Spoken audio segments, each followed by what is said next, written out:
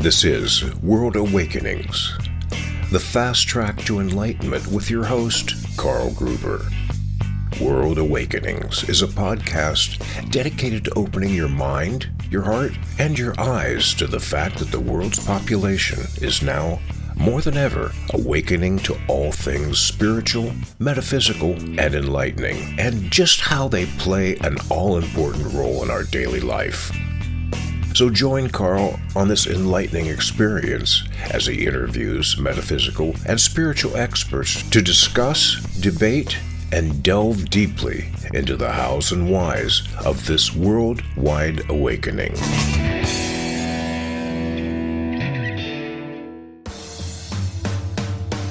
You've seen and read my 3 Pillars ebook, and now I'm proud to announce my new book, True Spirituality and the Law of Attraction, a beautiful symbiotic relationship, and it's now out and ready for reading. This new book of mine is a full-length version of the teachings of the 3 Pillars, and in it I show you how to walk in the integrity of eternal universal laws, in step with the Law of Attraction to consistently create the life you desire. Now, if you've ever wondered just why you can't consistently manifest all the good, loving, abundant, healthy, and happy things you desire, my new book, True Spirituality and the Law of Attraction, will reveal the key in how to do just that. Plus, help you build a rock-solid personal foundation that will stand strong for the ages. Get your copy today. My new book, True Spirituality and the Law of Attraction, a beautiful symbiotic relationship by Carl Gruber.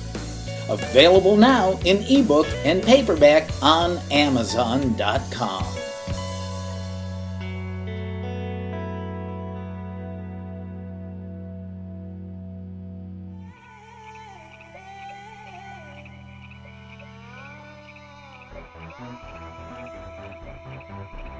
Hey, here we go. This is episode number 197 of World Awakenings, the fast track to enlightenment. I am your host, Carl Gruber. Now, I am so grateful to have you along for the journey as we continue our exploration of all things spiritual, metaphysical, and enlightening. And if you've joined me for previous shows, you know we don't hold back on bringing you some of the world's top experts and teachers, even going to the far reaches of the universe to chat with many galactic beings and even ascended masters. And if you're new to this show, then hang on to your chair and strap on your seatbelt, because our featured guest today will blow open some doors of your deep-seated paradigms and open your heart. So, with that, let me tell you about our guest. Today we meet David Richards, whose personal journey embodies resilience, leadership, and deep spiritual transformation.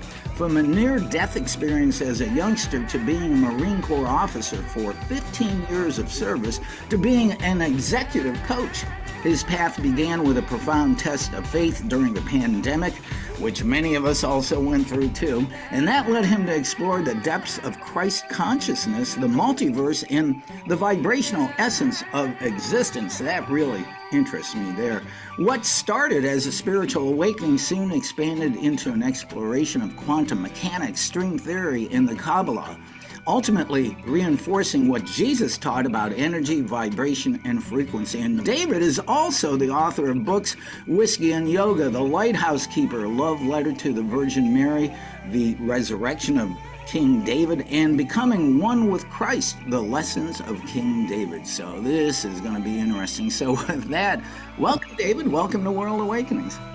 Carl, it's a pleasure to be on your show. Thank you so much for having me on. I forgot to mention you're a yoga instructor too. I've got a lot on the resume, so to speak. So yeah, and it's all part of the journey, right? It's all coming into being. Yeah, well, at least you're not bored, so we know. Well, let's find out some things here, David. You know, I appreciate this kind of came together quickly, but I've been doing some research on you. I think it'd be important for us to start here and find out about this incredible near-death experience you had when you were a child. What happened? Yeah, so my dad was in the military. He was a Marine Corps officer, so we grew up on military bases, and that's a very unique existence. It's kind of like, I mean, every morning, the houses all look the same. Every morning you see everyone's dad is dressed in the same. And there's this it's almost its own universe. It's very safe. And so 4 years growing up, we lived actually off base. We lived out in the civilian or the real world in Hyattsville, Maryland, when I was in kindergarten through third grade. And it was cool because it was such a different experience. No one, my dad was the only person on our block who was in the military. Everyone else was a civilian. And my best friend lived up a corner street from us, this kid named Danny. Actually, I just spoke to him in January for the first time in like 45 years. Wow. And I was 6 at the time. My brother was 9. Danny had an older brother, 9, and another brother, 12. And Danny used to get really mad. He would what we call spaz out. And he would just go into these uncontrolled fits of anger. And it would be so bad sometimes that his brothers would actually have to physically restrain him. And there was no telling what was going to set Danny off. It just kind of happened on a whim. So one day we were out, it must have been the summertime because can't remember we would have done this after school, but we were in some stranger's backyard. So this is like 1975. And you don't think today that you're going to see a 6-year-old a few blocks from their house unsupervised because of helicopter parenting. But it was the 70s and it was a different time. So there we were. And it was me, my brother, Danny, and his 2 brothers. And we found ourselves in a stranger's backyard. And there was some construction going on in the backyard. And I guess maybe they were putting a door on, or the house is being repaired or refurbished or something. And at some point, Danny's oldest brother, who's also named David, said, "Hey, it's time to go home for dinner." And Danny went nuclear. That did not set well for him. And you could see him just physically turn red, like a Kool-Aid bottle filling up or something. And both his brothers started approaching him like you might an angry dog. And at his feet, there was a hammer. So Danny picked up this hammer. And as soon as he did, all of us just kind of electrified in this fight or flight mode. And his middle brother, Matt, said, "Run." So we all turned to run, and Danny threw the hammer, and it hit me right in the back of the head, and I was out. And I put that memory, the next thing I remember, I woke up and Danny was at my house and I had a bandage on my head and he was crying and he got me a coloring book to say, sorry. The coloring book was Land of the Lost, which spiritually now I think was very interesting. Um, so I kind of blocked that memory out. And then during the pandemic, I went back to it and I realized I remember watching his oldest brother carry my body down to their house. And I was like 15 feet behind them, kind of hovering. It was a very dark scene, and I couldn't get back into my body. And as a 6-year-old, I couldn't obviously process what a near death or out of body experience was. Coming back to it during the pandemic was part of my spiritual awakening. Wow, so that's interesting. 6 years old, and that happened. My question is, since you experienced at that time going beyond the 3D veil of form with your NDE, did that experience stay with you, and did it affect the way you live the rest of your life? I don't know that the NDE did because I think I kind of just tried to dismiss it. In fact, I remember telling people the doctor said the hammer missed my brain. Like I had to make an excuse for what had happened to me or who I might now be, because obviously the trajectory of my life, had that never happened, would have been completely different than getting hit in the head, whatever that might have done to me cognitively or anything else. How it manifested, I would say, was I became temperamental and I would incessantly push my dad's buttons. I was the kind of the rebel in the family. I would be, whenever he said, zig, I would zag. And it was this confrontation that I couldn't understand where it came from. It was inherent that I was going to do or go against what he was saying. And as much as he was trying to instill structure, discipline in my life, I didn't want any part of it.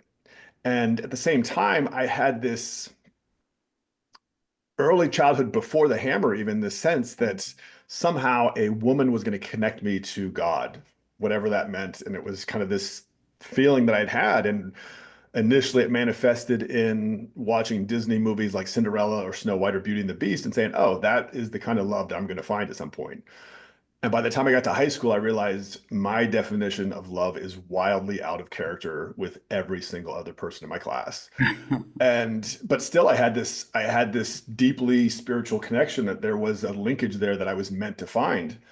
And that persisted through the course of my life. And it was marriages and divorces, it was broken relationships, it was an inability to reconcile whatever this was. And then that actually led me into the pandemic. So that was, if it stayed with me, it was in that sense, there was this just incongruency in my life. And also, I would say, we would call it now attention deficit disorder, but I had trouble focusing because I was so creative.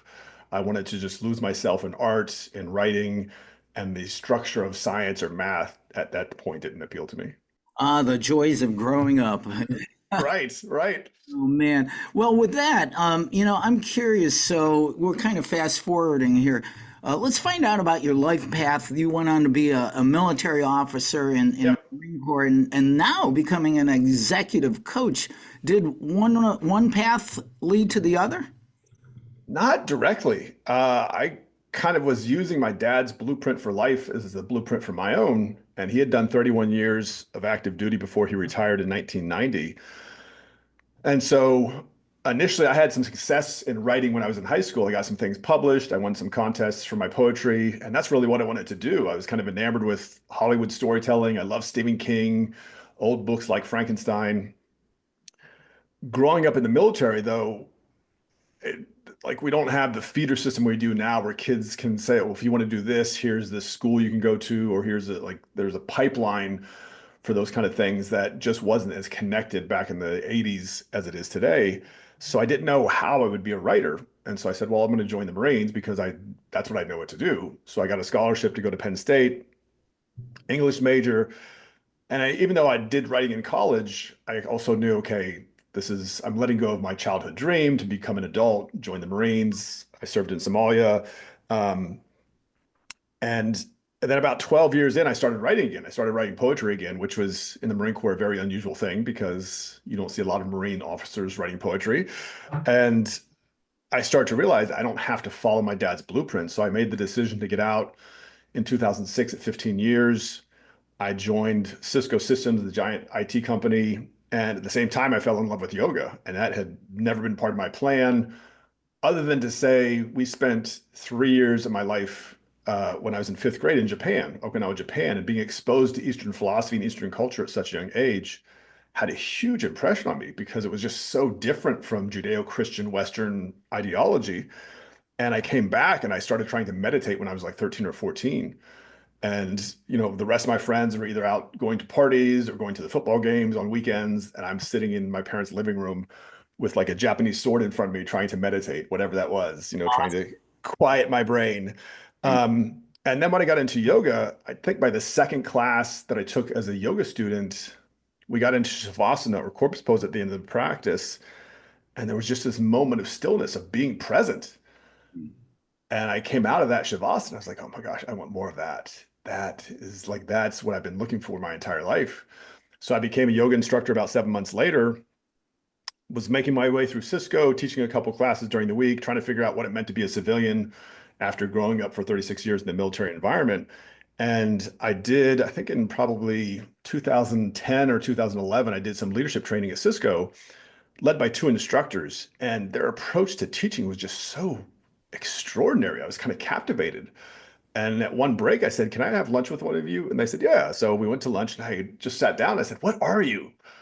And he's like, I'm a coach. And I'm like, what is a coach? What is that?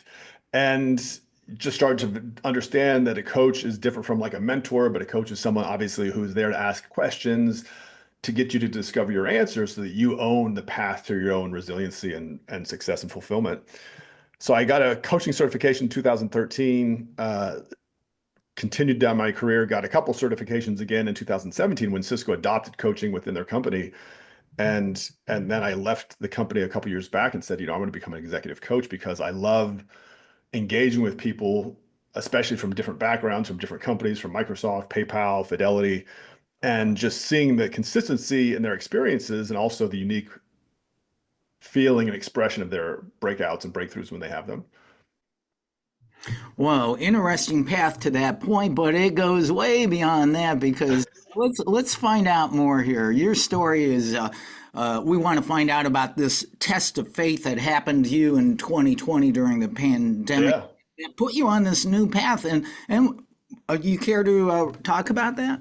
Yeah. So in October of 2019, I was exiting a 3.5-year relationship, and it was kind of my in some ways it was a last hurrah for me in terms of relationships, or so I thought, because I'd been married and divorced twice by that point. I'd gotten into this relationship on the heels of my second divorce, and in some ways we were so compatible. We loved the same music, we loved sports, we had the same sense of humor.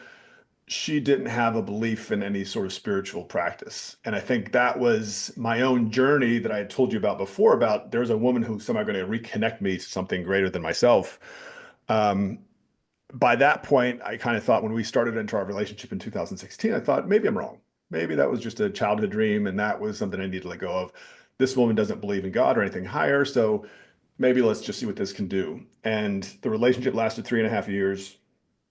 I came into 2020 and we had shared a house that she owned, and we split the bills, and I could have bought my own place, but I just thought I need to like get my life straight because I've carried this baggage for decades now.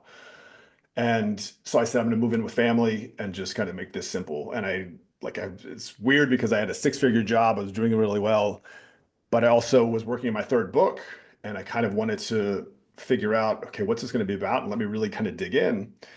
And then the pandemic started happening, and you started to feel this kind of, at least I felt this claustrophobia closing over the world because it was this obviously worldwide event. I went to a mastermind the third week in March with Jack Canfield. So Oh, if you're, yeah, so Jack has written the Chicken Soup for the Soul series of books, sold 500 million copies worldwide, huge impact and contribution to the world.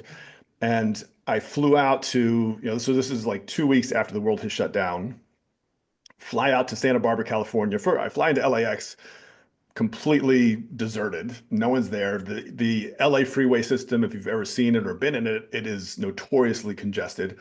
Nothing. You're coasting up the highway. Yeah, it was surreal. It was kind of like this, oh my gosh, this is wild. So go to this mastermind. There were going to be 17 of us who had originally signed up. Only 6 people made it because of the pandemic. The others didn't want to travel. And we were going to have it at Jack's house. And because he was over 75, they said, no, we're going to do it in a hotel. The mayor of Santa Barbara said no hotel meetings. So we ended up going to the president of his company's house. And so he's on Zoom. So it's kind of my first like real Zoom encounter. And we all had about 45 minutes in the hot seat. And so I was telling him about this journey that I had through love when it was my turn in the hot seat. And like the woman I'd been in the relationship with, I'd written her a poem a day for 6 months because I was so committed. I'm going to conquer this thing inside me that is whatever love is. I'm going to overcome it. And just, I'm going to own this thing. And then the relationship broke up. And so we talked about my second book, and I talked about the idea for my third book. And towards the end of my time, he'd given me some good advice. One of the things he said was, you need to talk to the CEO of Ford.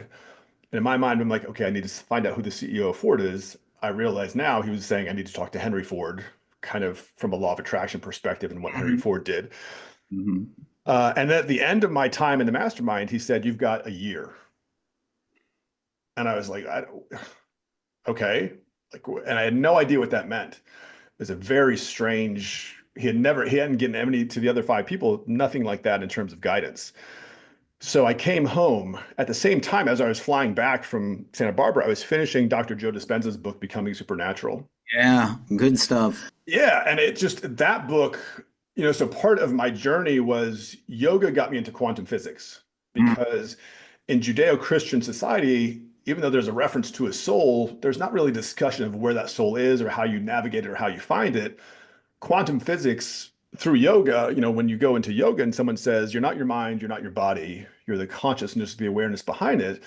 That's a pretty powerful concept to embrace, especially growing up in a Western society. And so it took me some years, and that led me to quantum physics.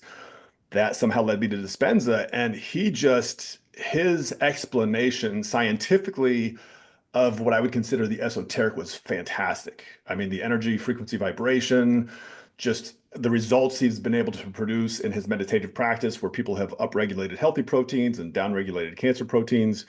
It was all extraordinary. So I said, I want to start doing these meditations as I get ready to work on my third book. So the last day of March in 2020, I did one of his meditations, and I had gotten into some colorful use of plant medicine as a way to, I used to run a lot of Spartan races. And so I was using that to kind of recover after Spartan races. And it was fun. And I said, well, you know what? I'm going to try this. Let me mix this in with meditation, just see what happens. And I did a meditation of his, and he has a very intense breathing practice. If you've ever done one of his meditations, where he wants you to contract from the pineal gland, from your root chakra, or from your perineum, excuse me, all the way up to your pineal gland. So you're forcing all the spinal fluid up, all your awareness goes up. And the idea is that you're going to extract your awareness out of your body. And I remember as I was doing the meditation, it felt like a tadpole wiggling free from its embryonic sac. That was kind of the feeling I had. And then I stopped hearing what he was saying during the meditation, and it was just this download into my pineal gland on why my life had turned out the way it had. And it was this huge, I mean, there was no pictures, no specific moments, but it was all themes. And it was very encapsulated in this kind of subject line, if you will. And when it was done, I came out of the meditation, which lasted an hour, and I said, I just had my judgment day. Wow. That experience was my judgment day. I was like, wow, that's wild. And then I'm starting to think now, okay, so there's a worldwide pandemic. I met someone who never met me and said this cryptic thing, you've got a year. Mm. And now I'm having this fantastic experience with the meditation. And I started to develop a causality between these events. I started creating, okay, this is part of my life's journey. Like this is all my journey.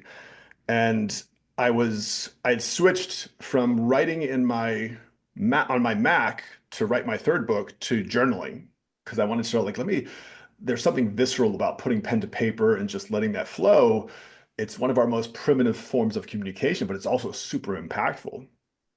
So that Saturday, I was I was sitting on my bed writing in my journal, and I took a break and I looked up on Instagram. And one of the things I had done to kind of soothe my ego after the breakup of my last relationship in October was I started looking for beautiful women online to follow on Instagram. And there's probably millions of them. I mean, and I had seen someone, and they all express themselves differently. Some are very elegant, some are very risque.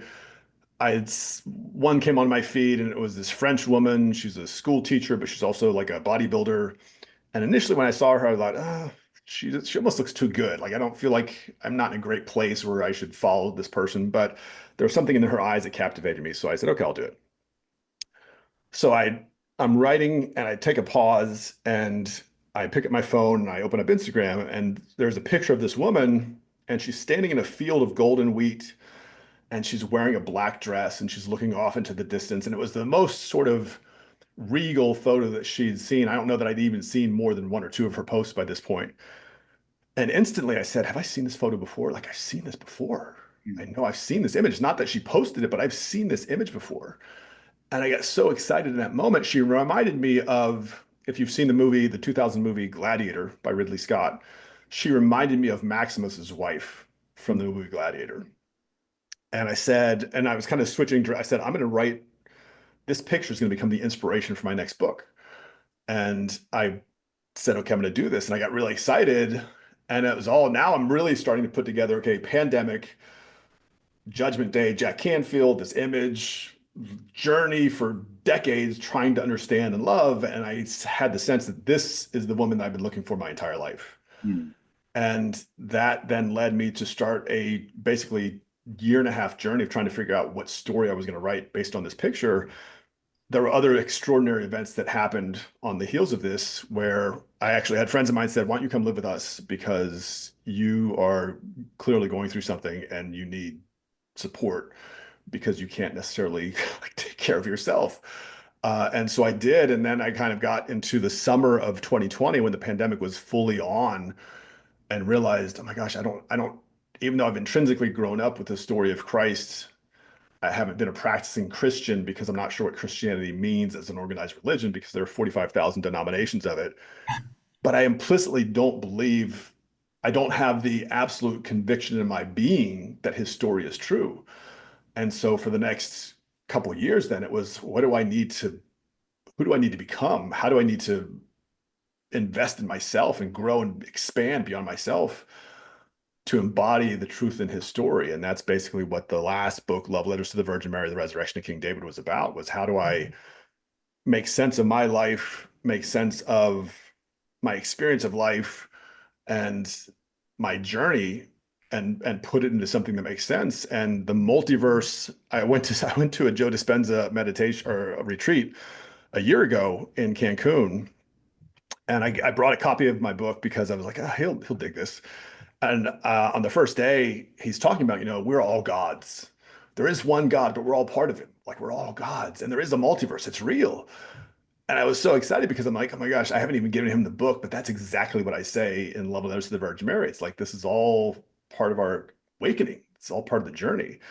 So it was really cool. What wasn't cool was the dark night of the soul that I went through over the past couple of years, and just really kind of facing the dragon of doubt that I had within me and figuring out how to overcome that. Wow, just wow. I mean, all of the incredible elements that have come together to help you with your passion and your drive. I can tell you have this drive to create and Oh yeah. like me, I want to know. I want to know.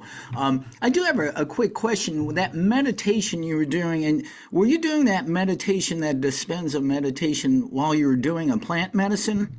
I did. I did. Oh wow, wow. Yeah. Yeah, I could. Well, and it's kind of like, I've heard, I won't name names, but I've heard very famous people talk about they go to ayahuasca, like they go to Costa Rica for an ayahuasca retreat and have this meditative transit state. And I kind of thought, like, everyone who I've heard has ever done that has been someone very successful. Mhm. Like, I mean, I've heard, I think Howard Stern or his like co-host has done it. But I've heard very famous people have done that. And I kind of thought, like, why wouldn't I expand my mind and kind of like open up the frontiers of my imagination to see what's possible? Because ultimately, that's kind of the journey, right? Like that's the journey. You have to look at the chaos of existence and say, how do I make order out of this? How do I make that order inside of me? Because that's ultimately what the journey is. And it's not just about, that's what I've come to really kind of see as the challenge to organized religion is dogma provides a structure, and your adherence to that structure is taken as an indication of your faith. Mhm. It completely departs from the idea of what a divine experience is. And I mean, that's what the psychologist Carl Jung said. The purpose of religion is to keep people from having religious experiences. And so that's a long way to answer your question, but yeah, I did put those two things together. I have had many, many, many guests on here who have spoken about plant medicine and the benefits that it can have to your awakening. We are speaking with David Richards, an executive coach, an author, a yoga master, but we've got a lot of things here. And we're going to get to your books because I do want to talk about your books. But a couple things. I mean, you've mentioned the multiverse and the vibrational essence of existence and Yeah. Christ consciousness. I mean, how do all those things fit together? Yeah. So I probably to the easiest way to explain it is to pull from Dispenza. And one of the things he'll say, if you read his work, is every atom is 0.0001% physical matter and 99.999% empty space or energy or potential. And if you don't understand, even on a basic level, quantum physics, then you are bound by Newtonian reality.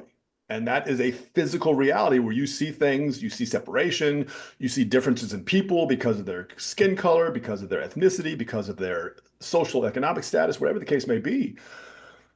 When you get into the quantum world, it's the matrix. We talked about this in our pre-interview kind of. It is the realization that everything is energy. Everything is energy, vibrating at frequency.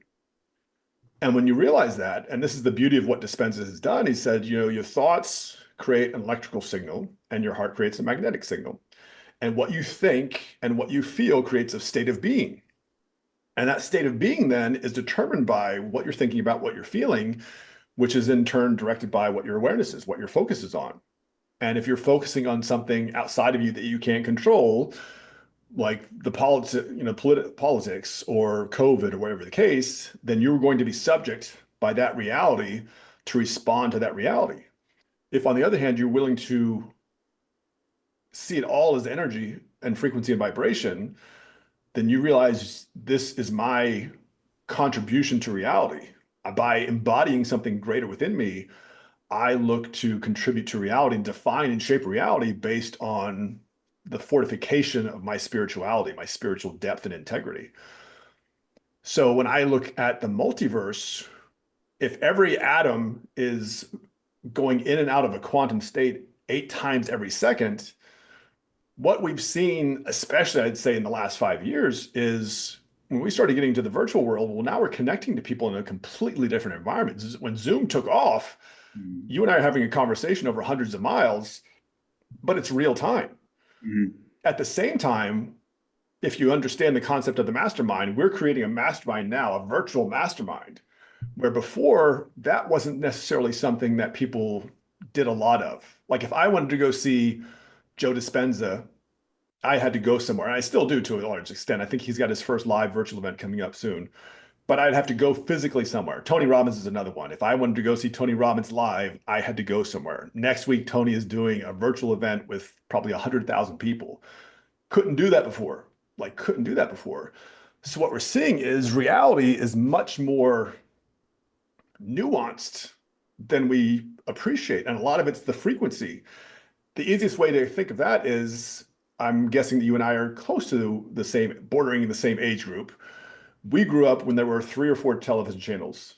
Right. So and so that was reality of a greater magnitude, right?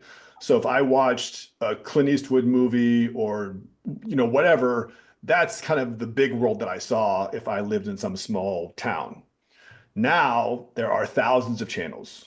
There are people with their own YouTube channels. There are Instagram. There's podcasts. There's everything. And we're seeing the experience and diversity of life is much richer than just the few broadcast signals we were receiving before. And so you realize, well, if that's the case, then there must be other universes. Mm-hmm. I mean, because we're all starting to realize, oh my gosh, I'm a universe unto myself to some extent, and it's by what I project out that I experience that back to me.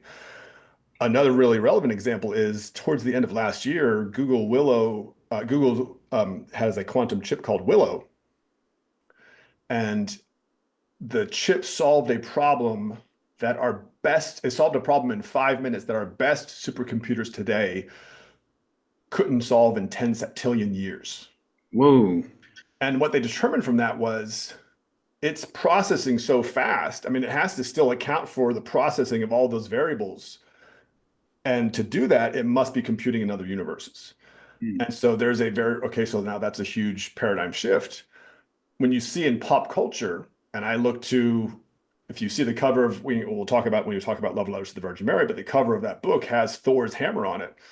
And if you look at pop culture, there are multiverses popping up in movies and cinema and different things. When I come back to the Christ consciousness, to me, where I separate that and kind of pull it out from organized religion is, what is the greatest expression of both human sacrifice and triumph in history? And you could look at, potentially you could look at Gilgamesh or someone like Odysseus or Achilles in some violent way. But really, the one that is most linked to history is Christ. And so to say, if that is, and this isn't to discount people who say, well, it's the universe or it's God, but Christ is meant to be the incarnation of God on earth. And so if that is the greatest form and expression of human good, and we all share that mind, then how do we tap into that mind, and how do we bring that mind more actively inside of us so that we can see it in other people as well? Well, talking about quantum physics, I think the beauty of quantum physics is they have definitively proven through their research that all things are connected. Yeah. One of my favorite books by Lynn McTaggart, The Field, she talks about how what we perceive as a vacuum in space between all these stars and planets is actually a maelstrom of vibrating, atoms and subatomic particles. There's no disconnect, and particles can, light years apart, immediately communicate with each other. So the beauty of that, it does show that there is no separation. Everything is connected. But we could do another whole show on that. But I really do want to talk about your books. You've got these beautiful books. I did see that your first book, I think this is your first book, published in 2017. 2017 called Whiskey and Yoga. Yeah. Guessing that came about before your awakening in 2020? It did. It did. Well, and I'll be honest with you, Carl. Part of my journey was in in love. I would throw myself into a relationship because initially I was like, "Oh, this is it. Like this is the one. This is great." And I was kind of waiting for this divine revelation to like happen as the relationship unfolded. And after a while, it didn't happen. And I realized what I was doing was I was kind of losing myself, surrendering myself to the other person, looking for some signal or some response. And when it didn't happen and I sort of came back into the relationship, I'm like, oh, this isn't it. And so then it would be like, okay, well, how am I going to get out of this relationship? And whether it was drinking, whether it was infidelity, I became something that I didn't like. And that continued to persist. And part of that, especially even in the military culture, is drinking is a factor of life because it's very hard to reconcile what the purpose of your life is in the military and being a kind, compassionate person to the people around you. And it's not that it's irreconcilable, but you realize that you are meant to be a vehicle of destruction. And as I kind of got away from that and started to kind of get into yoga and more things like that, um, the drinking was there because it was socially acceptable. And I was more concerned with fitting in, even though I had this distinct calling to be something else and do something else. And I lacked the compelling motivation or incentive to make that happen. When I got out of the Marines, I also had the realization that, oh my gosh, I can start writing because now my life isn't going to be measured in 2 or 3 years snippets where I'm living on this base for 2 years and then I'm moving here for 3 years and I'm moving here for a year. And I realized that was going to be the huge paradigm shift in my life was I didn't have to move anymore potentially. So I knew I could start writing. And because I loved horror stories, I'm like, I'm going to write another horror story. Like I'm going to fulfill my childhood dream. This went on for 11 years and I'd write about 110 pages each time. And, I had a good idea, but I couldn't make the characters come to life. The plot started to get thin and anemic, and I just lost interest in it. And I didn't have a good practice of what it meant to be a writer. So finally, in December of 2016, someone for Christmas got me a whiskey and yoga t-shirt because I was a yoga instructor and I loved scotch at that point. And that's pretty ironic. I can wear this to yoga class. That'll be fun. At the same time, I started reading Napoleon Hill's Think and Grow Rich. And in the first or second chapter of that book, he says, what is the purpose of your life? And I don't know that I've ever had a greater moment of just shocking insight. I probably have, but the idea that my life had a purpose, that there was a compass that I could internally navigate and orient to floored me. I was blown away. I remember I stopped what I was doing. I grabbed a pen and paper and I wrote my first ever purpose statement. I remember to this day, it said, the purpose of my life is to help people find their purpose in life. And I said, oh my gosh, I'm not going to write horror stories anymore. I'm going to write a personal development book about helping people find their purpose. I'm going to call it Whiskey and Yoga. And I made this declaration and I knew that I had something, but I also knew, oh, now I'm going to switch genres. I haven't finished a manuscript to this point anyway. And now I'm going to share the ugly details of my life, hoping that I can make a message out of my mess. Wow, that's going to be a lot. And so I started writing in January of 2017. Between January and tax day, April 15th of that year, I wrote about 200 pages. It's all autobiographical. And around tax day, I stopped. I looked at where I was in the story, and I was just like 1993, so I was just leaving Somalia after serving there in combat.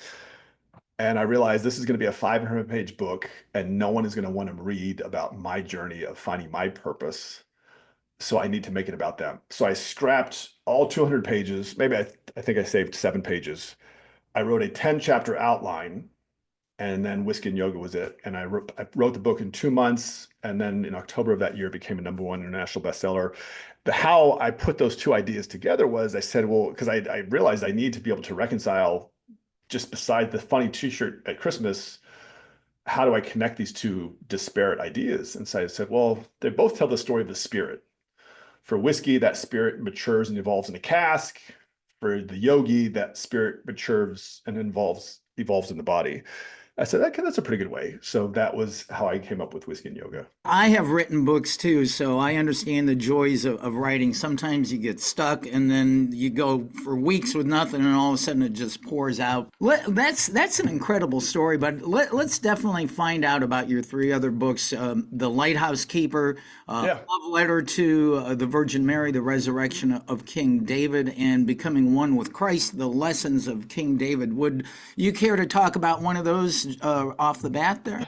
Yeah, let's go with the Light Housekeeper because that was my next one. And after I published Whiskey and Yoga, the week after I published it, just again, sort of this naive understanding of how the world works, it was number one. I remember I had a bottle of 42-year-old scotch that I said, if the book goes to number one when it's launched, I'm going to drink this scotch. And so at 8:30, my publisher said, hey, it's number one on Amazon, 2 different categories. And I was like, oh, yes, I did it. So I had this scotch and it was awesome. And it's like tasting something in slow motion. I'd never tasted something that was 42 years old, and you could just feel the time as it went through your taste buds.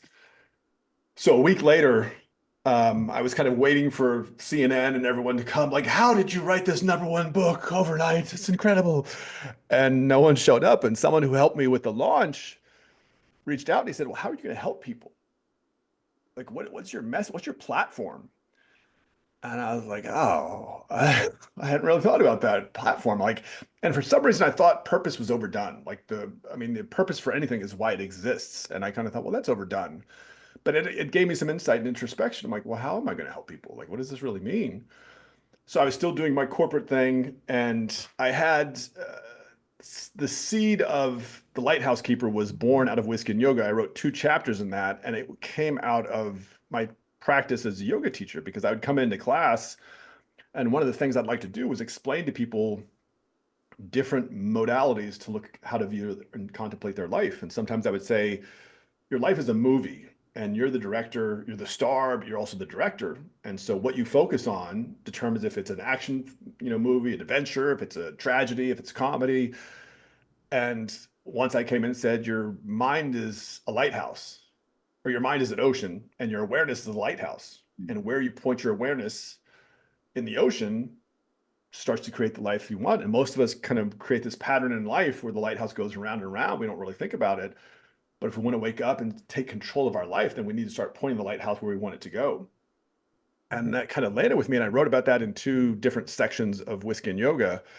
And then in December of 2018, I was watching Dandapani, a Hindu monk, on YouTube, and he basically said the same thing. He said, your mind is this blank space, and your awareness is this orb of light, and you can move it anywhere in your mind that you want to.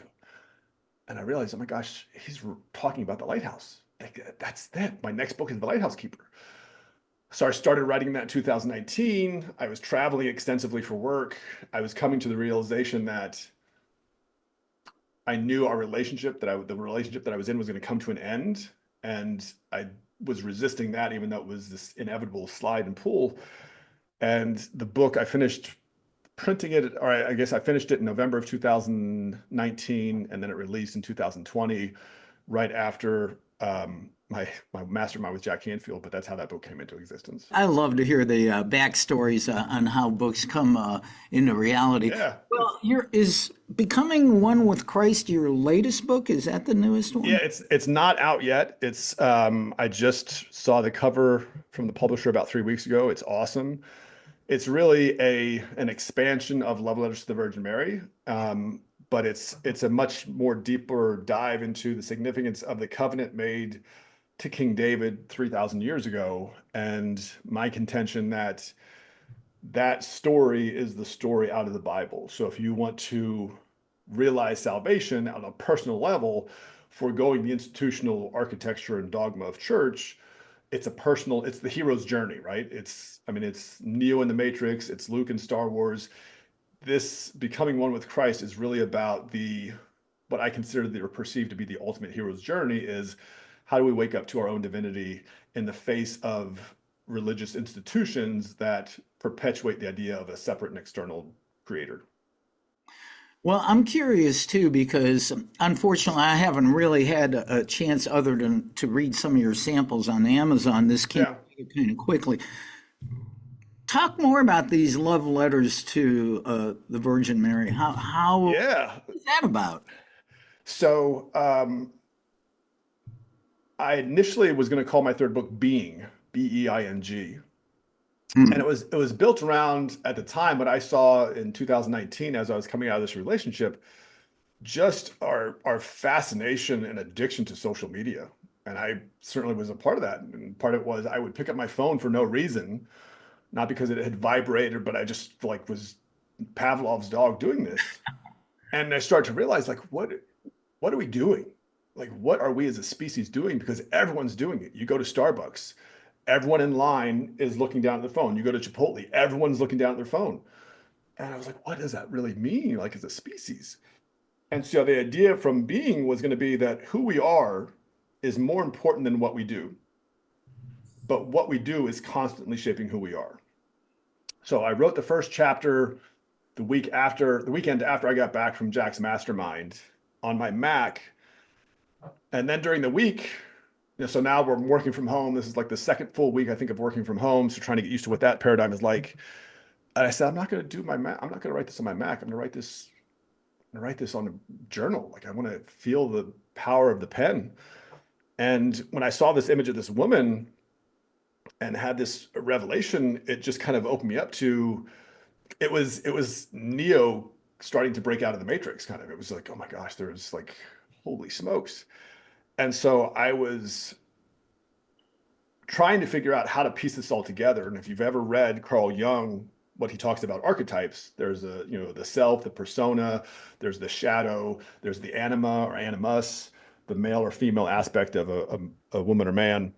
And I saw in the elements that I was starting to write the different pieces of my archetypes. There's also like a warrior archetype, a king, a lover, and a magician. I started to see these coming together. I got into May, and what would happen would be I would journal to write this book, and it would be like 110 pages, but it was all very cerebral. It was very much like I had two different color pens, and one was the voice of being, and one was the voice of doing. And it was this dialogue. It was almost like a text conversation, page by page, and sometimes where the dialogue appeared on the page was the significance of how important that idea was compared to something that appeared lower on the page. I mean, it was very there's a lot that went into it. And when you read it, the first person who read it, it took them like 20 minutes. And like, this is a lot. And I found during the first few weeks of the pandemic, I would rewrite it every weekend. Like Hmm. I'd go to the work and I'd rewrite it. And every time I did, it started to get more context and texture to it. And then by the probably fourth or fifth rewrite, I started to bring the woman into the picture. And it was through kind of the Gladiator story, the movie story of Gladiator. I was spending increasing amounts of time with my friends over the weekend, the friends I'd end up living with. And one weekend we were watching Thor Ragnarok, the Marvel movie Thor Ragnarok. And Ragnarok, if you know, is about the doom of gods and men that was created from Norse mythology. And we're watching the movie, and suddenly something like I had just had this force kind of throw me on the ground.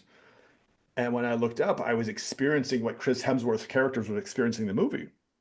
And this was a plant medicine experience, so I'm not going to discount that. And it was so surreal because I was like, "Is like the movie going to end differently now? Like, what is happening? This is so intense." And the movie ended like it always had. My friends and I, they went to bed. I was sleeping downstairs in their guest room. And the next day was a Saturday, and my friend, my girl, the wife said, "Let's go for a walk."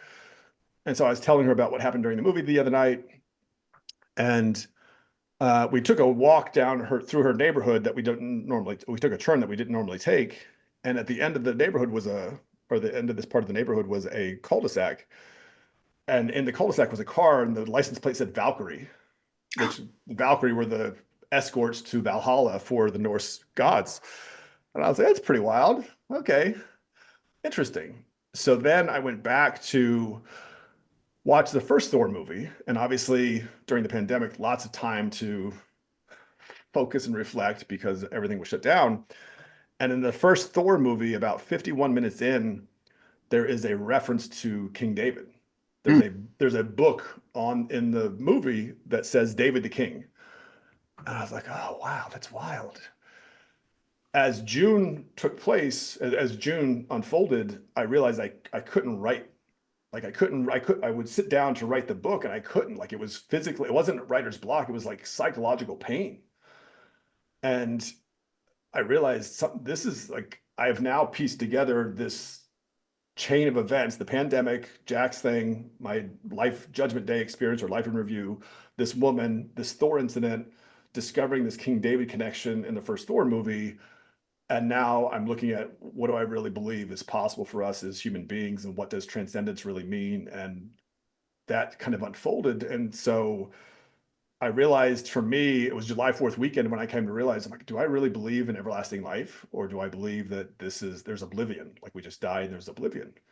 And I said, well, I believe in the everlasting life, but how do I bring that level of conviction and certainty within me? And I kind of realized for me, it was me picking up my cross.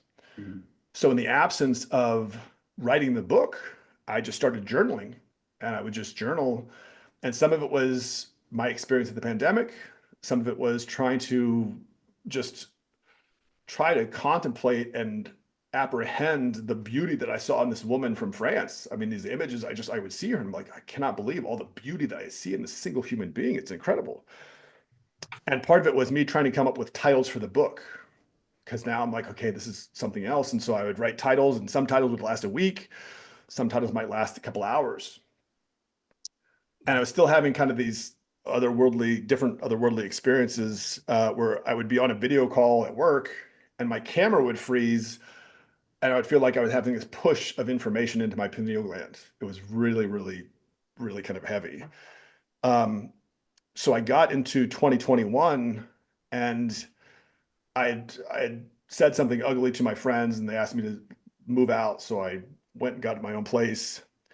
And the year that Jack told me, I figured, okay, if I can make it to my birthday in April of 2021, my year will be done and whatever's going to happen is going to happen. Nothing happened. And I was kind of so just angry and upset. And I said, well, I'm going to stop following this woman. Like, she's obviously just maybe I made a mistake and I just let her go. And as I continued still trying to figure out the book, finally in 2021, towards the fall, I started to piece together what if I'm like in my imagining that this woman is the embodiment of the Virgin Mary reborn? Like that's the kind of Mm. beauty that I see, and it started to make sense. And finally in November, I was so frustrated because I couldn't figure out what the title was, and I'd come close, and finally I was just so exasperated. And out loud I said, "What is this? What is this?" And Love Letters to the Virgin Mary came back to me, and I was like, "Oh my God, that's it! Oh my God, that's it!" So in the beginning of December of that year, I went to a Tony Robbins event called Date with Destiny. And if people don't know who Tony Robbins is, really successful entrepreneur, billionaire now, but has helped millions of people transform their lives over the course of 48 years, I think now. And I'd been struggling with trying to comprehend this. I was looking at Judaism, I was looking at Islam, I was looking at Christianity. And like these all have to be connected. There's got to be something. And on the last day, the event was Zoom, so it was a virtual event. There were probably 50 Zoom rooms, 50 people in each Zoom room, so 2,500 people online. And on the last day, one of the staff said, well, does anyone want to share what their experience has been? It was a 6-day event, very intense. We're going until like 2 o'clock in the morning every day.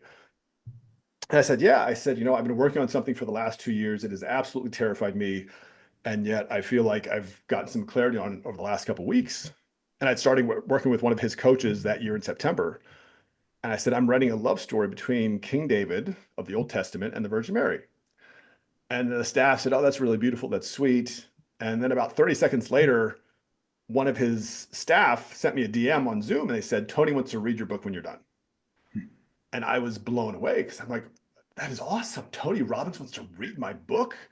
But then I all started to think about, well, how did he know to be listening to our group Mhm. at out of the 2,500 people here, the 50 Zoom rooms, the moment that I said that? And I took the rest of the month off from work. I wrote the first draft. I finished New Year's Day. And then I kind of went into this psychological realization of what I'd done. And that in itself was an interesting way to start 2022. But that was the basis for the story, was this idea that if you read the story of King David, he doesn't ascend to heaven. So that's actually in the Bible. And so I thought, well, maybe the punishment of Thor, the god of thunder, is he becomes a human and he has to like learn what it means to really be human so that he can then help humans evolve to become gods. And that's basically the story behind Love Letters. Holy mackerel! This is amazing. We are speaking to the amazing David Richards. I love your passion and drive to Thank you. create and to know. I feel a kinship with you in that fact. And unfortunately, I try to keep the show around an hour, so we're Yeah. got Oh to my gosh. wind up here. We could do multiple shows here. I mean, you're just filled with this beautiful information and love. I see. Amazing, David. And I wish I could ask you some more questions, but I have to wind up here a little. Yeah. And I am really curious because I was on your website. What is your website? It's davidrichardsauthor.com. And it's under construction because I need to get ready for the next book launch. I would like to find out because I saw you do workshops and you have some coming up, or what do you do with these?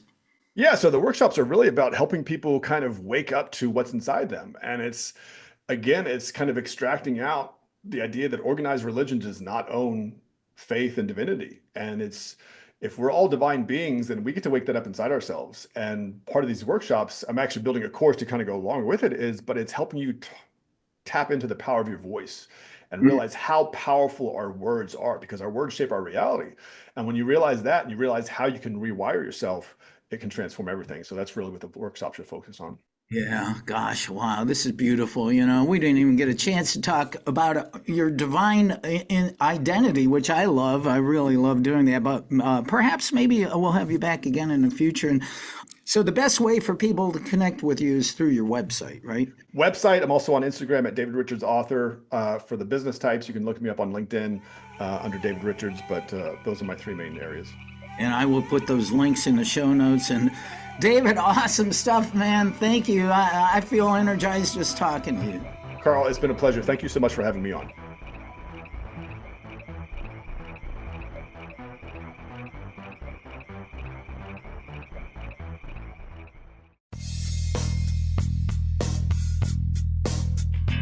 This has been another episode of World Awakenings, the fast track to enlightenment with host Carl Gruber, a certified law of attraction life coach.